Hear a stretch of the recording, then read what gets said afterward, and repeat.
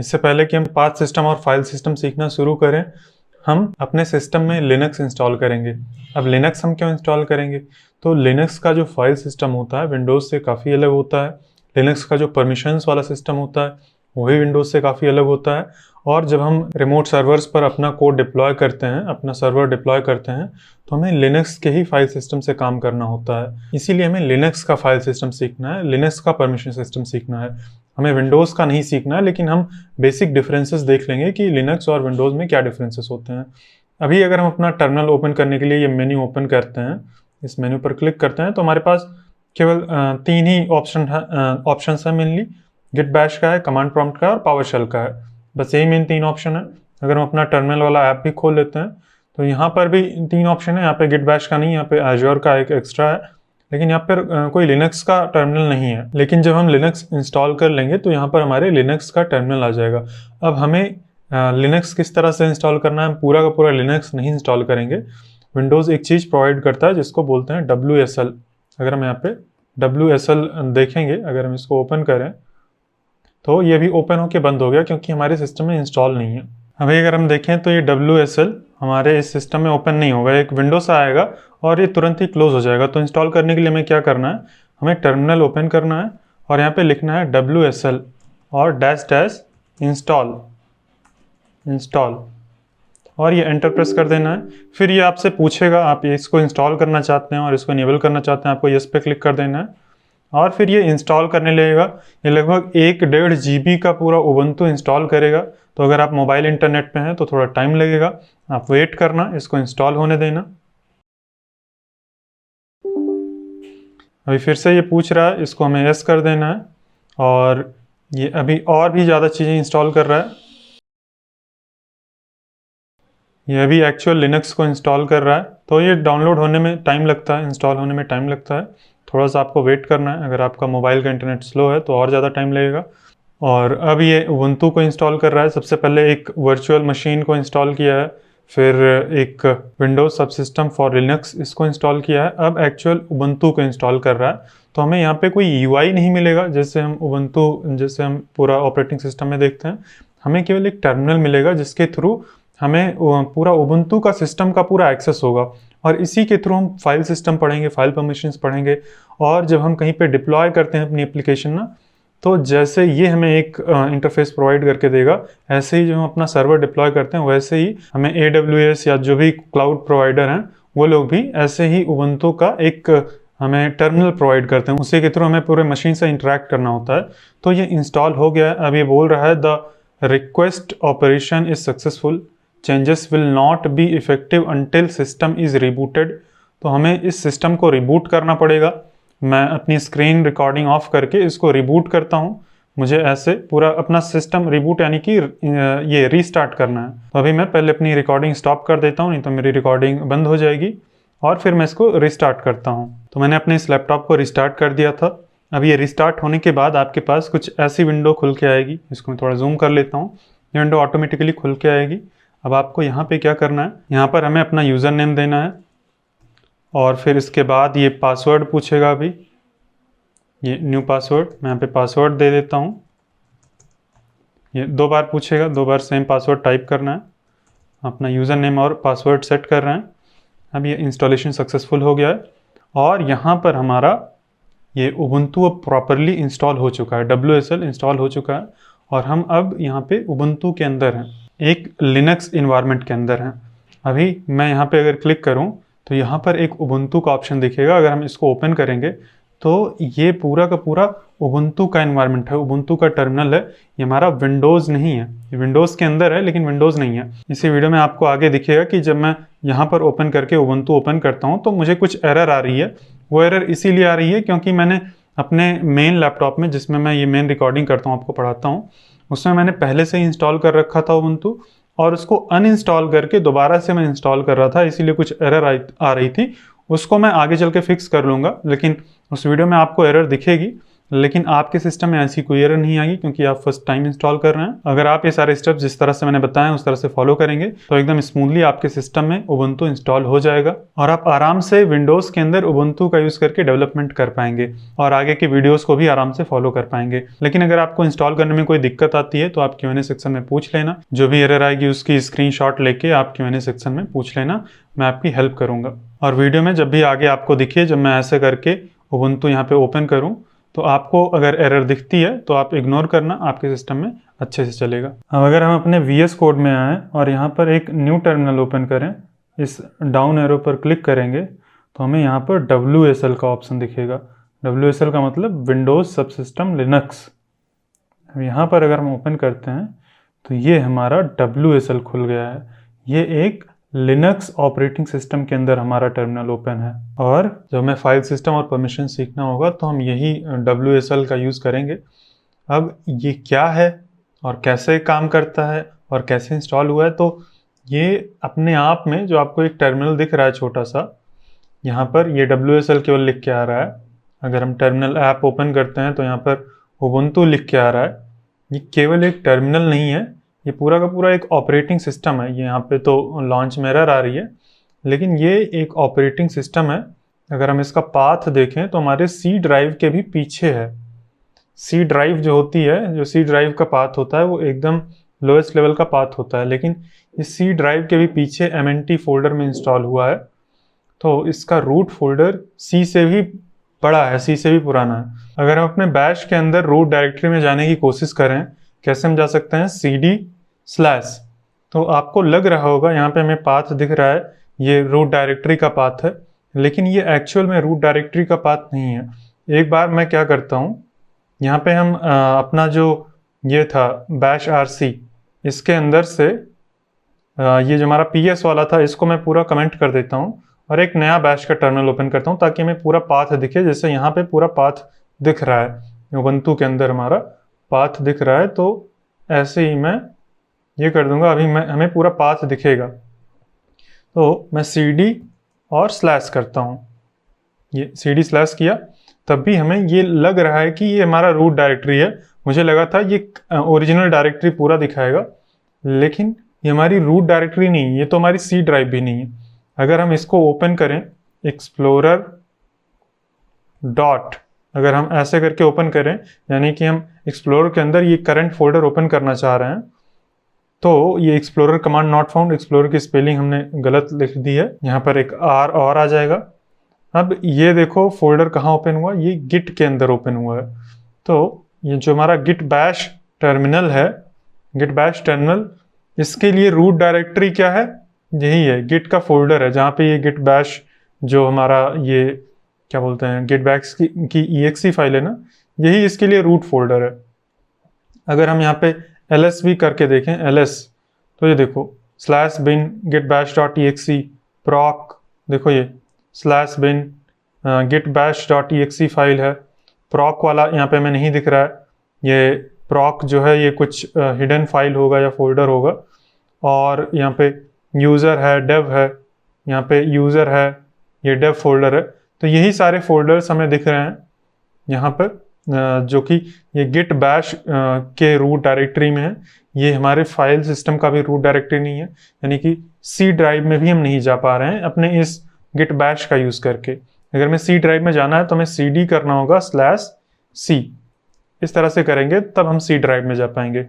या फिर हम अगर चाहें तो ऐसे कर सकते हैं, एक बार मैं बाहर चलाता हूँ C ड्राइव से, CD C और / ऐसे भी करके हम जा सकते हैं। अब हम C ड्राइव में आ गए हैं। लेकिन अगर हमारे पास एक पावर शेल होता, तो पावर शेल के अंदर अगर हम CD/ कर देते हैं तो ये डायरेक्टली C ड्राइव में ही आ जाता है, क्योंकि ये विंडोज़ का बाय डिफ़ॉल्ट एक टर्मिनल हम बोल सकते हैं, शेल, टर्मिनल नहीं शेल बोल सकते हैं।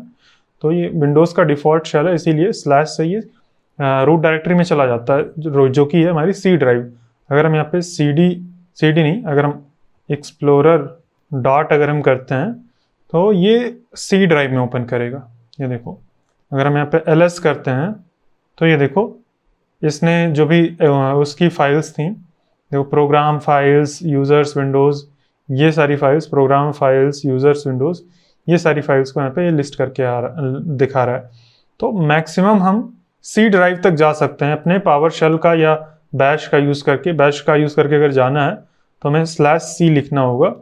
अगर हम स्लैश यहाँ पे जैसे ये जो है सी के भी ऊपर है, सी का भी पेरेंट फोल्डर है mnt।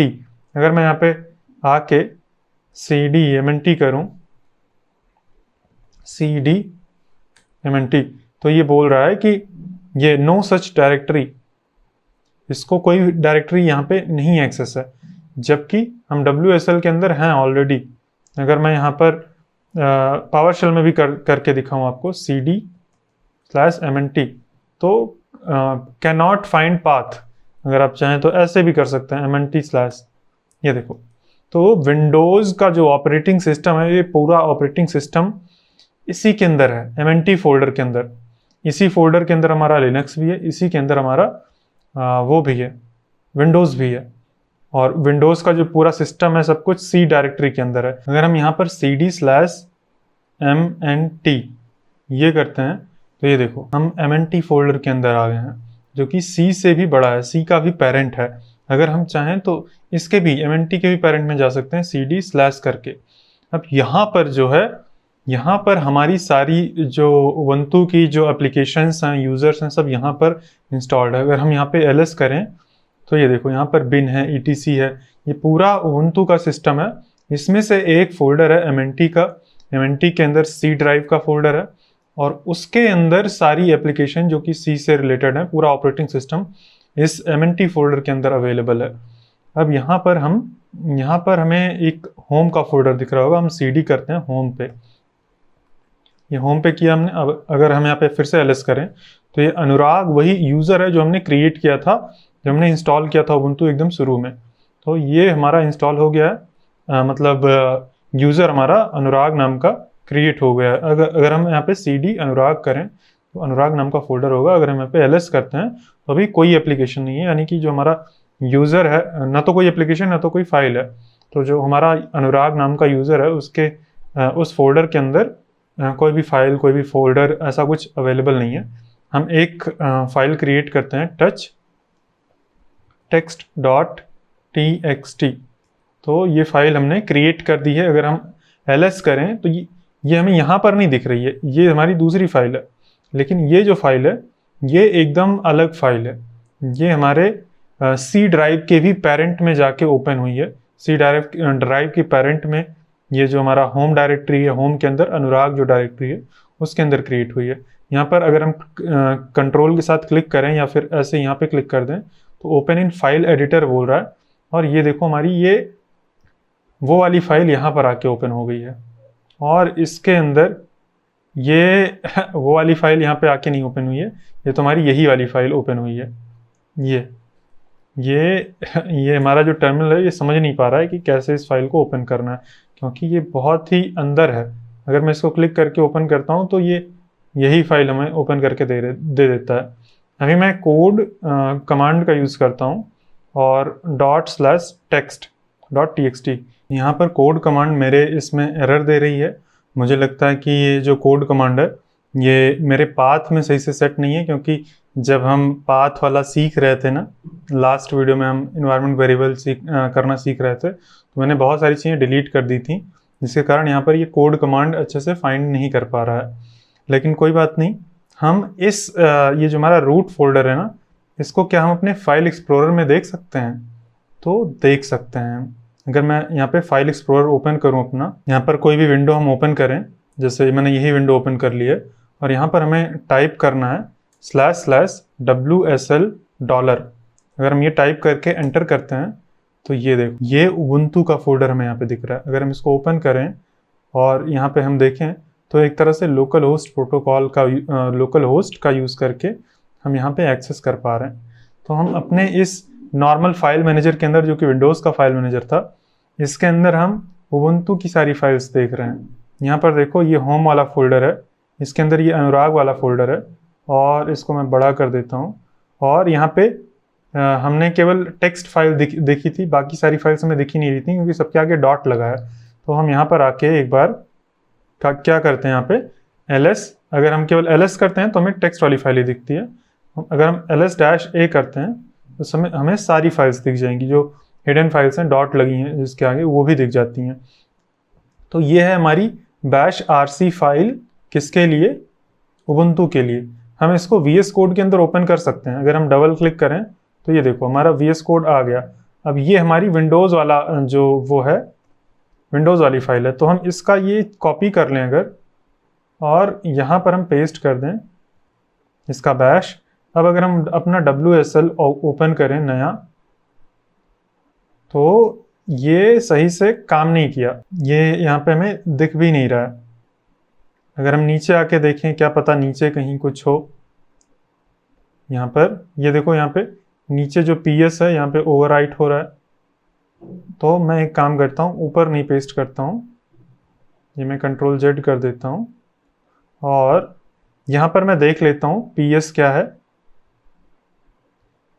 यहाँ पर मैं सबसे नीचे यहाँ पे पेस्ट करता हूँ, देखते हैं काम करता है। वो विंडोज़ के लिए हमने जनरेट किया था, पता नहीं इसमें काम करेगा कि नहीं। मैं बस पेस्ट करके सेव करता हूँ और नया एक WSL का टर्मिनल ओपन करता हूँ। तो ये देखो ये काम कर रहा है। हमने अपना WSL का भी टर्मिनल बैश की टर्मिनल जैसा बना लिया, जो कि हमने यहाँ बनाया था। इसको तो मैंने, हाँ, अभी अगर हम नया टर्मिनल बैश का ओपन करेंगे तो इस तरह से, जिस तरह से ये दिख रहा था वैसे हमने WSL का टर्मिनल बना लिया, क्योंकि हमने WSL के अंदर अपना जो PS वाला वेरिएबल था उसको अपडेट कर दिया। इसका WSL का कोड है, ये देखो। अब हम ये फाइल जो टेक्स्ट फाइल है, इसको भी हम VS कोड के अंदर ऐसे ही ड्रैग करके ड्रॉप करके ओपन कर सकते हैं। यहाँ पे भी कुछ नहीं लिखा है। यहाँ पे मैं अगर लिख दूँ हेलो फ्रॉम WSL, ये करता हूँ, और मैं अगर ls करूँ तो ये हमें ये तो हमारा WSL का टर्मिनल है। ये app.js फाइल ये वाला चीज़ दिखा रहा है। अगर मैं इस फाइल का नाम चेंज कर दूं, वैसे ये दिखाना तो नहीं चाहिए, टेक्स्ट मैं hello.txt कर देता हूँ। ये वाला फाइल इसीलिए दिखा रहा है, समझ आ गया मुझे। समझ क्या मतलब, ये तो जाहिर सी बात है, क्योंकि हम इसी फोल्डर के अंदर ओपन है। हमने इसी फोल्डर के अंदर ये वाली डायरेक्टरी, ये वाला WSL इसी फोल्डर के अंदर ओपन है, इसीलिए हमें hello.txt दिख रहा है।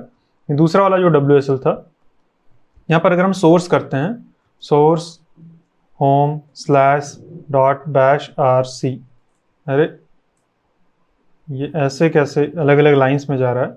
मैं एक बार इसको क्लोज करके और सोर्स कर लेता हूँ, सोर्स, और यहाँ पर भी तो मैं उसी फोल्डर में हूँ। कौन से WSL में था ये? हाँ, यहाँ पर मैं रूट फोल्डर में था। यहाँ पर मैं सोर्स करता हूँ, सोर्स, रूट नहीं, होम फोल्डर में हूँ मैं, और सोर्स डॉट स्लैश नहीं, tilde slash dot bash RC, ये मैंने कर लिया। अब ये देखो हमारा यहाँ पे अपडेट हो गया है। ये मैं यूज़र का नेम यहाँ पे नहीं दिखा रहा है। अब हम क्या करेंगे, यहाँ पर हम ls करें तो ये अनुराग वाला फोल्डर, अनुराग वाले फोल्डर के अंदर है। अगर हम यहाँ पे pwd करें तो ये देखो home/अनुराग, तो ये रूट फोल्डर के अंदर होम है और फिर अनुराग फोल्डर के अंदर है। अब इस टेक्स्ट फाइल को अगर हमें ओपन करना है, हमने यहाँ से चेंज किया था, ये जो टेक्स्ट फाइल है इसके अंदर hello from WSL लिखा था। अभी अगर हम चाहें तो cat कमांड का यूज़ करके रीड कर सकते हैं। हमने देखा था cat कमांड, हम यहाँ पे text.txt करेंगे तो हमें hello from WSL दिखेगा, यानी कि हम अपनी फाइल्स को, फोल्डर्स को WSL के अंदर ओपन कर सकते हैं। मतलब हम VS कोड के अंदर WSL वाली फाइल को ओपन करके चेंज कर सकते हैं। अब अगर हमें कोई पूरा का पूरा फोल्डर बनाना है, मान लो कि हमें यहाँ पे एक प्रोजेक्ट का फोल्डर बनाना है, यहाँ पे लर्निंग नाम से फोल्डर बना के इसको हमें ओपन करना है। अगर ये टेक्स्ट की फाइल हम यहाँ पे डाल देते हैं, ये देखो, these files might be harmful to your computer. कोई नहीं, हमें पता है ये हमारी फाइल्स हैं, इसको ओके कर देते हैं और इसको हम राइट क्लिक करके, कोड कमांड मेरे सिस्टम में अभी काम नहीं कर रही है, मैं उसका पाथ फिक्स कर दूंगा बाद में। यहाँ पर ओपन विथ कोड, ये हमने कोड के साथ ओपन कर लिया। VS कोड के अंदर हम लिनक्स का वो ओपन कर रहे हैं, लिनक्स का पूरा चीज। ये हमारा विंडोज का फाइल सिस्टम नहीं है, लिनक्स का फाइल सिस्टम है। ये बोल रहा है when working with slash folders in slash slash WSL, अगर आप इस WSL फोल्डर के अंदर काम कर रहे हैं, we recommend to use WSL window. बोल रहा है WSL विंडो ओपन करना है। फिर WSL विंडो क्या है, इसके लिए आपको एक एक्सटेंशन इंस्टॉल करना पड़ेगा। मैंने ऑलरेडी इंस्टॉल कर रखा था WSL, ये SK मैंने लिख दिया WSL। तो ये वाला एक्सटेंशन है, इसको जब आप इंस्टॉल करेंगे तो ये ऑटोमेटिकली आपको ये विंडो देगा कि इस फोल्डर को WSL विंडो के अंदर ओपन करना है। तो यहाँ पर आप सीधा क्लिक कर दीजिए, ये ऑटोमेटिकली एक नया WSL विंडो, यहाँ पर अभी तक लर्निंग केवल दिखा रहा था, अगर आप वीडियो बैक करके देखेंगे अभी ये WSL उबंटू दिखा रहा है। और इसके लिए कुछ चीज़ें इंस्टॉल करेगा फर्स्ट टाइम, इसको थोड़ा सा टाइम लगेगा। ये ओपनिंग रिमोट विंडो यहाँ पे दिखा रहा है और थोड़ा सा टाइम लगाएगा, ये चीज़ों को डाउनलोड करेगा और ये WSL विंडो में हमारा ये पूरा जो लिनक्स का जो फोल्डर है उसको ओपन कर देगा। हालांकि हम काम वैसे भी कर सकते थे नॉर्मली, लेकिन यहाँ पर थोड़ा सा ज़्यादा फीचर्स होते हैं, ज़्यादा लिनक्स के फीचर्स होते हैं। हम अपने टर्मिनल के अंदर नॉर्मली हम बिना WSL ओपन किए हम लिनक्स की कमांड रन कर सकते हैं एकदम अच्छे से। और ये VS कोड के अंदर WSL विंडो और भी अच्छे से काम करता है, जो यूनिक्स ऑपरेटिंग सिस्टम होता है उसके साथ अच्छे से इंटीग्रेट होता है। अगर मैं इसको S कर दूं तो ये हमारा WSL विंडो ओपन हो चुका है। अभी अगर मैं यहाँ पे, जैसे यहाँ पे हमारा बैश टर्मिनल ही ओपन हुआ है, लेकिन यहाँ पर अगर मैं मान लो कि मैं sudo ls मैं ये करता हूँ, तो ये देखो ये मैंने WSL का टर्मिनल नहीं ओपन किया है। यहाँ पर टर्मिनल आप देखेंगे तो टर्मिनल के ऑप्शंस भी काफ़ी अलग हैं। यहाँ पर हमें विंडोज़ वाली कोई भी शेल नहीं दिख रही जो पावर शेल थी या CMD थी। यहाँ पे हमें एक Tmux एप्लीकेशन दिख रहा है जो कि एक उबंटू का एप्लीकेशन है। ये एक टर्मिनल एप्लीकेशन है उबंटू के लिए, लेकिन हम बैश ही यूज़ करेंगे। अब यहाँ पर हमने sudo कमांड रन की है, sudo ls, तो पासवर्ड पूछ रहा है। मैं यहाँ पे पासवर्ड डाल के यहाँ पे एंटर अगर प्रेस करूँगा तो ये देखो ये sudo कमांड काम कर रही है। इसको sudo बोलते हैं, बहुत लोग sudo बोलते हैं, चाहे आप sudo बोलिए चाहे sudo बोलिए, दोनों ही एक्सेप्टेड है। अगर हम sudo कमांड रन करते हैं तो ये काम कर रहा है यहाँ पे। जबकि अगर हम अपना नॉर्मल जो बैश शेल था, यहाँ पे अगर मैं बैश शेल ओपन करूँ, अगर मैं sudo ls करता हूँ, ये sudo मैंने लिख दिया, ये सुपर यूज़र डू होता है, सुपर यूज़र कर रहा है, इसका मतलब ये होता है, इसका फुल फॉर्म होता है। तो अगर मैं ये करके एंटर करता हूँ तो ये बोल रहा है sudo कमांड नॉट फाउंड। जबकि यहाँ पर जो बैश है ये बैश ही है, ये हमारे लिनक्स के अंदर बैश ही है, लेकिन ये लिनक्स के इन्वायरमेंट का पूरा एक्सेस है इसको। तो इसीलिए हम WSL यूज़ करते हैं। नहीं तो अगर हमें विंडोज़ के अंदर करना होगा तो हमें WSL का टर्मिनल ओपन करना होगा। WSL का टर्मिनल अगर हम ओपन कर लेंगे, अब हम यहाँ पे sudo ls कर सकते हैं। तो ये पासवर्ड पूछ रहा है, अभी एरर नहीं दे रहा, मैं पासवर्ड नहीं एंटर करूँगा यहाँ पे। तो इस तरह से हम अपने सिस्टम के अंदर लिनक्स इंस्टॉल कर सकते हैं, अपने विंडोज़ सिस्टम के अंदर लिनक्स इंस्टॉल कर सकते हैं और हम इसके साथ काम कर सकते हैं। अब हम लिनक्स का फाइल सिस्टम भी अच्छे से सीख सकते हैं और फाइल परमिशंस भी सीख सकते हैं। तो मिलता है नेक्स्ट वीडियो में और देखते हैं कि लिनक्स का फाइल सिस्टम कैसे काम करता है और एब्सोल्यूट पाथ क्या होता है, रिलेटिव पाथ क्या होता है और अलग अलग तरह के कुछ स्पेशल पाथ्स होते हैं। तो उसको भी हम नेक्स्ट वीडियो में देखेंगे। ये वीडियो मेरे कंप्लीट Node.js कोर्स के फ्री प्रीव्यू का हिस्सा है। अगर आप Node.js को कंप्लीटली पूरा एकदम जीरो से एडवांस लेवल तक मास्टर करना चाहते हैं तो आप हमारे कंप्लीट Node.js कोर्स में एनरोल कर सकते हैं। उसका लिंक आपको वीडियो के डिस्क्रिप्शन में मिल जाएगा।